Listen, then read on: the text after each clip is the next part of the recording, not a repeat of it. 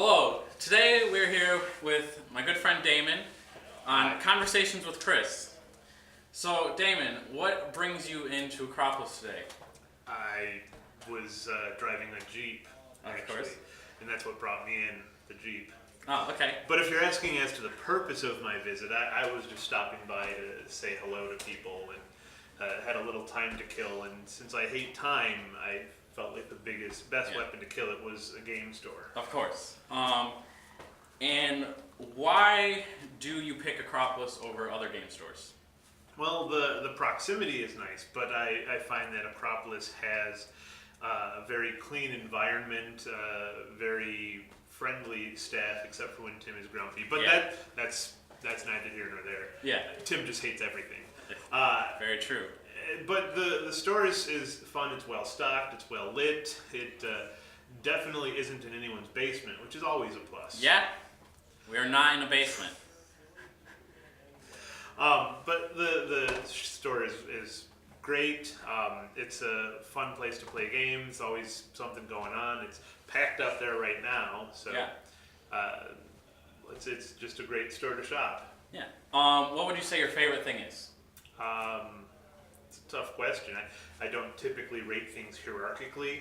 Okay. I find that trying to ascertain what is my favorite compels you to look for things you dislike, and I'd rather just like the things I like. Okay. But some of the things I like a lot would be the Imperium and Warhammer 40k. That's why I have a bazillion guys for it. Mm-hmm. I'm enjoying the more recent editions of Warhammer 40,000.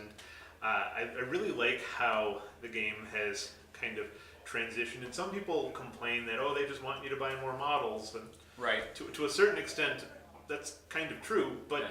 They're also a company trying to make money to stay in business and make more toys. Yeah. So it almost sounds like an entitled child when you're like, the toy company wants me to buy toys. They're jerks. Yeah. And But we want to play with the toys. Absolutely. And I've always kind of had that mentality of more bigger, shiny, pow, bam. Yeah. I've been collecting massive armies since the 90s. So it isn't really in any sort of contrast with how I'm enjoying it already. So it feels almost as if their shift in focus to bigger formations is already playing into how I like playing the game.